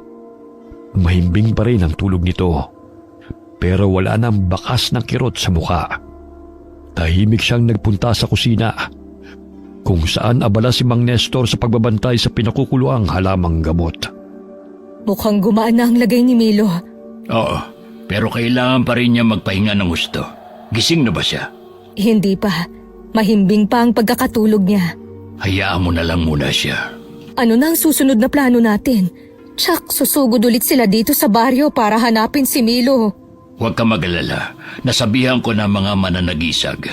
Magbabantay sila 24 oras sa baryo. Sa ngayon, magpahinga muna tayo at pag-isipan ang susunod na hakbang. Lola! Si Milo! Milo! Anong nangyari? May masakit ba sa'yo? Huwag ka munang bumangon. Hindi ka patuluyang magaling. Ayos na po ako. Hindi na po masakit. Kahit na, huwag mo munang biglain ang sarili mo. Lola! Bakit apo? Lola! Nakita ko sa panaginip ko yung lalaki kagabi. Sino ron? Yung nakalaban niyo ni Mang Nestor. Si Teo? Opo, siya nga. Nakita ko sa panaginip ko, Lola. Papatayin po siya nila. Masamang panaginip lang yon, apo. Hindi po, Lola Parang totoo po. Parang nandun ako at narinig ko ang mga sinabi nila. Hindi kaya. Ano, Mang Nestor? Hindi kaya may kakayahan si Milo na makita ang hinaharap? Kakayahang makakita ng hinaharap? Gaya ng mga manghuhula? Hindi lang basta gaya ng mga manghuhula. Mas malalim ito. Kung totoong nakita niya, baka may dalawang mata ang batang ito. Isa sa kasalukuyan at isa sa hinaharap. Paano nangyari yun? Posibleng namana niya sa lahi ng tatay niya. Kung ganon, totoo pala ang sabi-sabi. May mga almanwak nga na may kakayahang makita mga mangyayari sa hinaharap. Lola, kung totoo nga po yung panaginip ko, kailangan natin siyang tulungan. Apo, hindi natin siya pwedeng balikan. May kasunduan tayo sa kanya at hindi ko nahahayaang mapahamak ka muli. Pero Lola, kahit anong sama niya, tinulungan niya tayong makatakas. Hindi po ba natin siya kayang tulungan kahit ngayon lang? Tsaka Lola, nakita ko rin sa panaginip ko na may masamang pangyayaring darating. Nakita ko pong buong baryo, punong-puno ng dugo. Biglang natahimik sina Matilda at Mang Nestor sa sinabi ng bata. Ramdam ni Matilda ang pangingilabot sa mga salitang binitiwan ng kanyang apo. Ang buong baryo, punong-puno ng dugo? Opo, wala pong nakaligtas. Pati yung mga kasama nating tao, nakita ko po silang patay na. Sunog ang mga bahay at may isang matandang babaeng nakatayo sa gitna. Siya pong pumapatay sa lahat. Matandang babae. Hindi ko po makita ang mukha niya pero pakiramdam ko po siya po si Inang. Kung totoo nga ito, hindi lang si Teo ang nasa panganib, kundi tayong lahat. Anong gagawin natin? Kailangang kumpirmahin natin kung may nagalaw na nga ang inang nila. Kung tama ang hinala ni Milo, baka hindi lang kasunduan ang mababasag. Baka kailangan na rin nating lumaban. Baka nga ito na ang tamang panahon para tuluyang lumaban. Lola, kailangan po nating bumalik. Kahit tignan lang po natin kung nasan si Manong. Pakiramdam ko po, kailangan niya tayo. Huwag kang mag-alala, Matilda. Kami na lang ang pupunta roon at magmamanman. Dito na lang muna kayo ni Milo. Samahan mo siya. Mas mabuti nga siguro. Balitaan nyo na lang kami. Sige, dito muna kayo. Pupuntahan ko lang ang grupo. Kinagabihan na, isinagawa ng grupo ni Mang Nestor ang planong pagmamanman.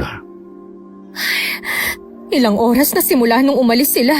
Bakit kaya hindi pa rin sila bumabalik? Nararamdaman ko pong ayos lang sila, Lola. Sana nga, Milo. Nandyan na po sila. Dahan-dahan lang, Milo. Hindi ka pa magaling. Pwede mo ba akong ikuha ng tubig, Milo? Sige po. Kumusta? Anong nangyari, Mang Nestor? Masigla na ulit ang apo mo. Oo. Ito na pong tubig. Salamat, Milo. Tama nga ang hinala mo. Nakita naming nakatali si Teo at narinig din namin bukas ng hapon, pupugutan nila siya ng ulo. Ano? Lola, kailangan po natin siyang tulungan. Doon ka na muna, Milo. Doon sa kwarto mo. Usapang matatanda ito. Pero Tama ang lola mo, Milo. Sige na, doon ka na muna. Huwag kang mag-alala. Pagpaplanuhan naming mabuti ito. Ano na ang gagawin natin? Susugod kami mamayang madaling araw. Umuwi lang kami para kumuha ng mga gamit at magpahinga ng konti. sasama po ko. Milo, hindi ka sasama. Dito ka lang. Pero Lola, Milo! Makinig ka sa lola mo, Milo. Masyado ka pang bata para lumaban. Hayaan mo na kaming matatanda ang gumawa nito. pero po, Matigas talaga ang ulo ng apo mo, Matilda. Mana sa'yo. Sige na, gawin nyo na ang dapat gawin. Ako na ang bahalang magbantay sa apo ko. Pagkatapos magpahinga at makuha ang lahat ng kailangan sa pakikipaglaban na, muling umalis ang grupo ni Mang Nestor. Pinatulog naman ni Matilda ang apo at pagkalipas ng oras ay nakatulog din siya. Pero maya-maya nalimpungatan siya at nakitang wala na si Milo sa kanyang tabi. Nakatulog na pala ako. Milo! Milo! Milo, apo! Nasaan ka? Uy, lintik talaga ang batang yon. Huwag mong sabihin, sinundan niya sila Mang Nestor sa kuta ng mga aswang. Naloko na. Maaga akong mamamatay sa konsumisyon dahil sa kanya eh. Milo! Milo! Parang may narinig akong kaluskos sa labas ah. Milo! Milo! Ah, si Milo nga yun! Milo, hintayin mo ako! Matilda, anong ginagawa mo rito? Sinundan ko si Milo. Ang tigas talaga ng ulo ng batang yun. Sabi ko na nga ba, mana sa'yo eh. Oh, eto, Ano yan? susugod ka ng walang dalang sandata. Aba, maaga kang mamamatay. Buti pa yung apo mo, may likas na lakas at bilis. Saka bukas na ang kabilugan ng buwan. Kaya niyang protektahan ang sarili niya. Eh ikaw, Ay, matanda na ako para lumaban. Pero sige na nga, akin na yan. Nang matapos na ito. ngayon pa lang Matilda, dapat tanggapin mong hindi mo na kayang pigilan ang takbo ng tadhana. Hindi mo mapipigil ang bagyong paparating, pero kaya mo siyang salubungin kasama ang apo mo. Alam ko namang darating ang gabing ito, Mang Nestor.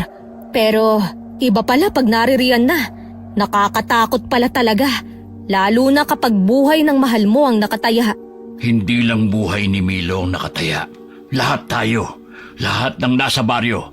At kung totoong nakita niya na si Inang ay nagsisimula ng kumilos, kailangan nating lahat na magsanib puwersa. Alulong ni Milo yun. Sigurado ka? Hindi ako pwedeng magkamali. Siya yun. Puntahan natin siya. Ha? Ano to? Si Milo. Isang ganap na aswang na. Ano ang ginagawa niya sa gitna? Milo! Shh! Huwag ka maingay. Dito muna tayo. Pakawalan niyo siya! Akong kailangan niyo, di ba?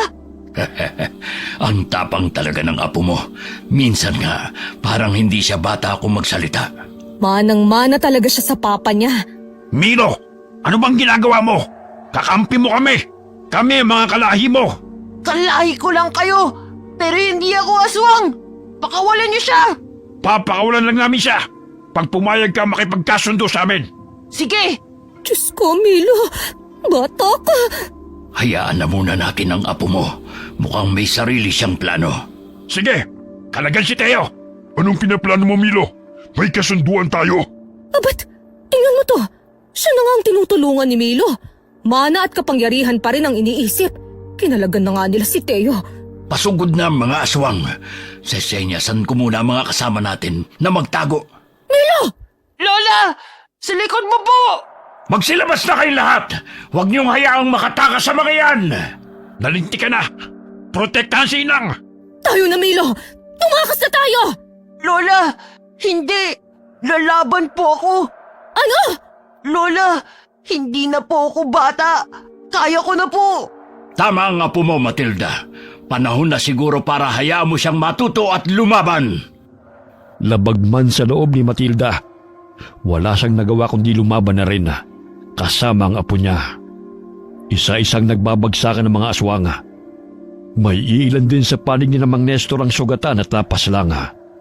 Pero hindi pa raw nagtatapos ang laban. Milo! Lola! May sugat ka! Malala po ang sugat mo! Mang Nestor! Mang Nestor, may sugat si Lola! Ako na ang bahala dito. Akayin mo si Matilda papunta doon sa gilid, Milo. Madali! Opo! Sa likod niyo po, Mang Nestor! Milo, Tiyo, marami din po kayong sugat. Anong gagawin mo sa apo ko? huwag ka mag-alala. Hindi ko kayo sasaktan. Teo, hindi pa tayo tapos. Malalang tama ng lola mo, Milo. Umalis na kayo rito. Pero, paano po kayo? Kaya ko na to. At bilang susunod na mamumuno, kailangan kong mapaamo mga kalahi ko. Sa likod niyo! Milo! Lola! Sige na, umalis na kayo. Kaya ko na to. Traitor ka, Teo. Hindi ako ang traidor, kundi kayo. Ipinangako mong ako ang susunod na magiging tagapagmana. Pero anong ginawa mo? At sa tingin mo ba talaga, karapat dapat ka maging pinuno? Hangal ka! Kung ganon, hindi rin kita kikilalanin. Bilang isa sa nasasakupan ko, isa ka ng kalaban. Tama ka. Kaya maglaban tayong dalawa. Pasikat na ang araw. Mang Nestor, umalis na po tayo! Ano? Bakit tayo atras? Malapit na natin silang maubos. Malubha po ang sugat ni Lola. Kailangan niyo po ng tulong niyo. Sa likod niyo, Mang Nestor, may aswang puli. Pambihira. Nababawasan nga sila. Pero ang tagal namang mamatay na mga ito. Umalis na raw po tayo. Sabi po ni Tiyo, siya na ang bahala. Nagtitiwala ka sa tiyo mo. Opo, Mang Nestor. Mabait po siya. Marami na rin po kayong sugat. Milo, Lolo, Matilda! Milo, ipasan mo sa likod ko ang lola mo. Bilis! sigurado po kayo? Kaya niyo po si Lola? Marami na rin po kayong sugat. Oo naman, Milo. Ako pa ba? Bilisan mo! Milo, saan ka pupunta? Mauna na po kayo. Susunod po ako agad. Pagkarating sa bahay ng albularyo, mabilis na nilapatan ng gamot si Matilda. para maibsan ang sakit ng kanyang mga sugat. Dahil sa pagod ay nakatulog siya. Pagbulat ng kanyang mga mata, nakita niyang nakaupo sa kanyang tabi si Milo. Lola, gising ka na! Anong nangyari? Huwag ka munang bumangon, Lola. Hindi pa po magaling ang sugat niyo. Makinig ka sa apo mo, Matilda. Ang mga aswang, ang iba pa nating kasamahan, kumusta sila? Huwag ka mag-alala. Natalo na natin sila. Salamat sa apo mo. Si Milo, Oh, naalala mo bang nagpaiwan siya? Tinulungan niya ang mga kasamahan nating makaligtas at makauwi. ginawa mo yun, Milo? Opo, Lola. Tsaka bago po ko umalis, natalo na rin po ni Tio Teo si Tio Lito. Tiyo na ang tawag mo sa kanila, ha? Tiyo ko po sila, diba? Kahit masama sila na aswang. Palabiro talaga yung apo mo, pero may punto siya. Pero Lola, saan na po tayo titira ngayon? Sigurado pong pinaalis na tayo doon sa dati nating bahay. Daming sira daw po kasi nung bahay dahil sa atin. Huwag niyong intindihin yun. Pwede naman kayong bumalik sa dati kong pinapaupahan sa inyo. Talaga po? Oo, pero may kapalit yun. Ay, Ano naman ang kapalit, Mang Nestor? Ikaw na magtitinda ng mga tinapa ko. At si Milo, gagawin kong kanang kamay ko sa pagkaalbularyo. Gagawin mong albularyo ang apo ko. Oo, makakatulong din yon para matutunan niyang kontrolin ang pagkaswang niya. Aba, aswang pa rin niyang apo mo, no? At hindi ko hayaang makapinsala siya rito sa baryo. Di ba, Milo? po? Gusto mo ba maging albularyo? Opo, kung papayag po si Lola. Iyon naman pala eh. Oh, ano, Matilda? Kung makakatulong yun kay Milo, sa sitwasyon niya, papayag ako. Pero, Parang hindi ko gusto yung pero mo, Matilda. Ano ba yun? papayagan mo kung magtinda ng sarili kong gawang tinapa. Aba, hindi hamak naman na mas masarap ang tinda kong tinapa kaysa sayo. Sige ba? Basta hati tayo sa tubo mo. Ang daya mo naman. Abay, sa tindahan ko naman ititinda. Dapat lang, no? Napuno ng tawanan ng tahanan ni Mang Nestor na parabang hindi sila galing sa isang madugong labanan. Lumipas sa mga araw at patuloy na sinanay ng matanda si Milo para makontrol ng bata ang pagiging aswang niya. Isang gabi, habang sinasanay ni Mang Nestor si Milo sa likod bahay, may naramdaman silang dalawang pares ng mga mata na nanonood mula sa di kalayuan. Anong problema, Milo? Para pong may nanonood sa atin, Lola. Akala ko'y guni-guni ko lang. Naramdaman mo rin pala yon, Milo. Opo, Sino naman kaya yun? Parang wala namang tao. Baka mga hayop lang. hindi po eh. Parang, Aswang! Huwag kayong matakot. Ako lamang to. Tiyo, anong ginagawa mo rito? Akala ko ba't nagkasundo na tayo? Hindi ako nandito para manggulo. Gusto ko lang sanang makausap si Milo. ano po yun? Gusto ko sanang ibigay ito sa'yo. Ano po yan? Yan ang... Yan nga, ang tuway ng pinuno naming sinang. At bakit mo naman ibinibigay yan sa apo ko? Mabisang pangontra at gabayan laban sa mga kagaya namin. Gusto ko lang magpasalamat kay Milo sa pagtulong niya sa akin. Milo, manang-mana ka talaga sa ama mo. Nung nabubuhay pa siya, siya lang ang kakampi ko tuwing napapagalitan ako. Kaya nang mamatay siya, grabe ang galit ko sa inyo. Kaya hindi ko maintindihan kung bakit pilit ka pang pinapahanap ni Inang. Yun pala, ikaw ang napiling magpatuloy ng lahi. Pumunta ka dito para lang talaga dyan. Huwag kayong mag-alala. Hindi na namin muli pang gagambalain ang baryo nyo. Patay na rin ang mga aswang na umatake sa inyo. Salamat din po sa tulong niyo, Tiyo. At aasahan naming tutuparin niyo ang kasunduan natin. Makakaasa kayo. Paano? Aalis na ako. Ay! Anong balak mo? Hindi ka pwedeng mag-anyong aswang dito. Makikita ka ng mga tao, matatakot sila sa'yo. Ay, hehe. Susubukan ko lang sana itong bago kong pakpak. Ay, doon ka sa malayo mag-ensayong lumipad. Huwag dito. Sige ho. Mauna na ho ako. Pasensya na. Pagkatapos ng gabing yun, hindi na muling nagpakita si Teo. Muling naging mapayapa ang baryo. Unti-unting lumakas muli ang negosyo ni Matilda sa pagtitinda ng tinapa. At hindi na rin sila iniiwasan ng mga taga-baryo. Bagamat nanatiling lihim sa pagitan ni Mang Nestor, Matilda, Milo, at ng samahang mananagasig ang tunay na katauhan ng bata, nagpatuloy pa rin ang kanyang pag-iensayo. Milo, tama na yan. Halika na at kakain na tayo. Aba, tingnan mo nga naman. Sakto pala ang dating ko. Nandito ka pala, Matilda. Lola! Dinalaw ko lang itong si Milo. Halos hindi na umuwi sa bahay Umuwi ka rin kasi paminsan-minsan dito sa lola mo, Milo. Ayan, nagtatampo na sa'yo. Ay, halika na. Kakain na tayo. Umuuwi naman po ko Ano po palang ulam? Tinapa. Tinapa na naman? Purga na po ko sa tinapa Lola, wala ka bang dalang ulam? Ay, oo nga pala. Meron. Ito Ano po yan, Lola? Tinapa pa rin yan Huwag ka nang magreklamo, Milo. Lola, mag-alaga na lang po tayo ulit ng manok. Mas gugustuhin ko pang araw-araw manok kaysa tinapa. Bakit nga pala hindi ka na nag-aalaga ng manok, Matilda? Para lang naman kasi kay Milo yung mga manok na yun noon. Alam mo na, para pigilan ang pagkagutom niya. Pwede pa rin naman tayo mag-alaga ng manok. Aswang pa rin si Milo, pero sanay nang kumain ng nilagang karne. Hayaan mo, Milo. Bibili ako ng 45 days na manok. Mag-aalaga tayo. Yay! Kumusta pala ang pagsasanay niyo? Ayan, nakokontrol na ni Milo ang pagiging aswang niya. Mas gumagaling na rin siya sa pakikipaglaban. Pero mukhang hindi na matututunan ni Milo ang manggamot. Bakit naman? Paano? Tuwing nakakakita ng dugo, natatakot siya baka maging halimaw na naman daw siya. Lola, umaiwas lang naman po ko sa gulo Pero apo, kailangan mong labanan ang takot mo.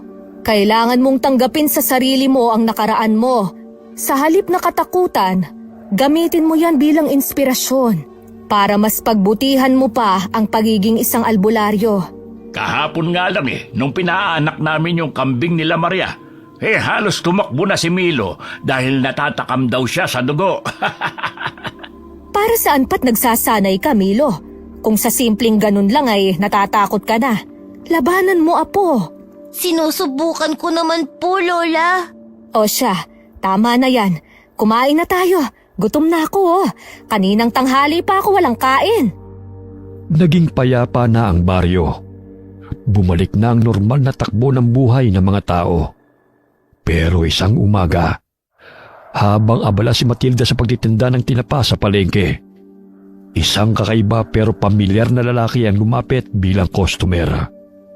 Nakasuot ng jacket at nakasombrero para matakpan ang kanyang mukha. Sinobrahan ko na yan dahil suki naman kita ano sa'yo? Magkano 1 kilo dito? 100 lang. Pero teka, ang dami yata ng kukunin mo. May tindahan ka ba Wala naman. Paborito ko lang talaga ang tinapa. Ganun ba? Abay, sige, sosobrahan ko na rin. Mabuti ka pa at ayos lang sa tinapa. Alam mo ba ang apo ko? Ay nako, panay ang reklamo. Lagi na lang daw kasing tinapa ang ulam namin. Ito na Pakainin niyo rin po kasi minsan ng karne. Kaya nga namimiss niya na daw kumain ng... Sandali, bakit parang pamilyar ka? Nagkita na ba tayo dati? Hindi. Ngayon ko lang po kayo nakita. Sigurado ka? Para kasing... Ngayon ko nga lang po kayo nakita. Ito na ang bayad ko. Bagong lipat ka lang ba? Oy! Teka, sandali lang! Lola, bakit po, Lola? May problema po ba? Ninakawan po ba kayo nun? Hindi, apo. Pero kasi, hindi ba't parang pamilyar ang lalaking yun? Hindi ko po alam, Lola. Di ko naman po nakita ang mukha kasi nakasombrero. Ewan ko, pero parang bigla kong kinabahan. May problema ba rito? May customer ka bang hindi nagbayad at tinakbuhan ka lang? Mang Nestor, ang langis niyo pong nakakwinta sa leeg niyo. Kumukulo. Itago niyo po yan. Baka may makakitang iba. Oo nga no, pero imposible namang dahil to sa'yo, Milo. Hindi kaya aswang yung lalaki kanina? Ano? May nakapasok na namang aswang sa baryo natin? Hindi ko alam pero iba ang kutob ko. Parang nakita ko na siya dati. Sigurado ka ba dyan, Matilda? Hindi, pero... Ay, Milo, wala ka bang kakaibang nararamdaman sa paligid? Gaya po ng Lola. Parang wala naman po. Hayaan mo na nga. Baka namalikmata lang ako. Siya nga pala, anong ginagawa niyo rito, Mang Nestor? Naisipan lang naming daanan ka. Galing kasi kami sa kampo ng mananagisag. Pero kung totoo ngang may aswang na naman dito sa baryo natin. Kami na pong bahala. Milo, magtigil ka. Hindi porkit pinayagan kita aabuso ka na. Bata ka pa rin, Milo. Hindi ko naman pababayaan si Milo, Matilda. Kaya nga po, Lola. Nandyan naman si Mang Nestor eh. Tigilan niyo akong dalawa, ha? Mabuti pa, tulungan niyo akong magbuhat nitong mga paninda ko. Ipasok niyo sa loob. Magsasarado na muna ako ngayon. Tahimik na sumunod sina Milo at Mang Nestor. Habang binubuhat ang mga kahon ng tinapa, papasok sa loob ng kanilang pwesto. Hindi na muling nagsalita si Matilda. Pero kahit abala ang kanyang mga kamay sa ginagawa, hindi mawala sa kanyang isip ang lalaking bumili. Ilang araw ang lumipas at pinuntahan ni Matilda ang apo sa lugar na pinagsasanayan nito kasama si Mang Nestor. Nagdala siya ng pagkain para sa dalawa. Tama na yan! Kakain na tayo! Malapit na kaming matapos. Sandali na lang. Ay, isa pa. Masigpitan mo ang hawak ng itak. Ibuka mo ang mga paa mo. Ay! Pwede po bang mamaya na natin to ituloy? Gutom na po ako eh. Ang sabihin mo, tinatamad ka lang. Sige, isa pa. Ampa, madali kang mapapatid kung ganyan ang tindig mo. Pagod na po talaga ako, Mang Nestor. Kumukulo na po ang tiyan ko. Paano ka makakatagal sa laban yan kung parati kang nagpapadaig sa pagkulo ng tiyan mo? Kaunting pasensya, Mang Nestor. 8 anyos lang yung tinuturuan mo. Ay, kaya niya naman kasi yan. Sadyang tinatamad lang siya. Ay, sige. Yung latigo naman. Tamaan mo ang latang yun. Ay, kumain muna kayo bago lumamig yung niluto ko. Pwede namang ituloy yan mamaya. O sige na, tama na muna yan, Milo. Daig mo pang walang kain ng 1 buwan sa lamya. Ay, sa paghawak ng latigo, mas gumagaling ka na. Pero sa itak, kailangan mo pa magsanay. Opo, tsaka kaya ko naman po, Mang Nestor. Gutom na po kasi talaga ako eh. O siya, tara na. Kumain na tayo. Ano po palang ulam, Lola? Huwag niyo pong sabihin, tinapa na naman. Siyempre hindi. Manok naman ang ulam natin ngayon. Nilagang manok. Ayos! Ano yun? Narinig niyo rin po bang ingay na yun? Oo, mukhang malapit lang. May bago na namang nakapasok sa baryo natin. Sa palagay ko, aswang nga yung lalaking nakita ko sa palengke nung nakaraang araw. Ay, Diyos ko naman. Kailan ba matatapos ang ganitong buhay? Palagi na lang tayong pinipilit makipaglaban. Palaging may banta. Ay, siya nga pala, Milo. Milo? Milo! Ba't tignan mo yung apo mo? Tinakbuhan ako. Talagang mas mahalaga sa kanya ang pagkain ngayon. Mabuti pa kumain na lang muna tayo. Mahirap lumaban ng gutom. Isa pa gutom na yung bata, oh. Pero, paano yung aswang? Baka mamaya makabiktima yun. Nandyan naman ang mga mananagisag. Kaya na nila yon. Naririnig mo ba ang sarili mo, Matilda? Hindi to pwedeng baliwalain. Pero hindi din pwedeng baliwalain ang gutom ng tiyan. O tayo na. Bilisan mong kumain nang may maabutan ka pa. Baka maubos ito ni Milo. Mang Nestor, kumain na po kayo. Hinanda ko na po mga gagamitin natin. Tapos na rin po ako kumain. Tapos ka nang kumain? Ang bilis mo naman yatang kumain.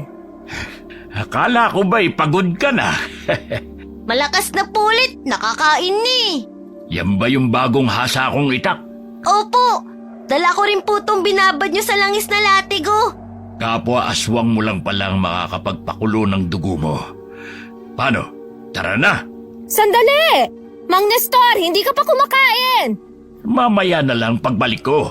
Matibay naman tong sikmura ko eh. Ay, Diyos ko. Mag-iingat kayo, ha? Opo, Lola. Babalik po agad kami.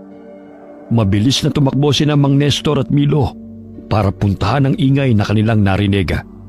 Dala nila ang itak at latigo na panlaban sa mga halimaw. Walang pinipiling oras ang labanana, kaya kahit walang laman ng tiyana, mas pinili ni Mang Nestor ang tulungan ng nangangailangan. Namuhay na siyang nagtatanggol sa inaapi at binibiktima ng mga aswanga.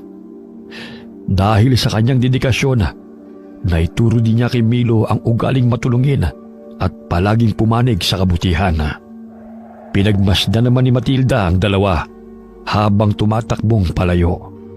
Nagdarasal para sa kaligtasan ng dalawa.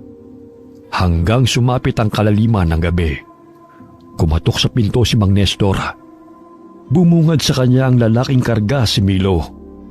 Nakatulog ang bata dahil sa pagod mula sa pakikipaglaban sa bagong saltang aswanga.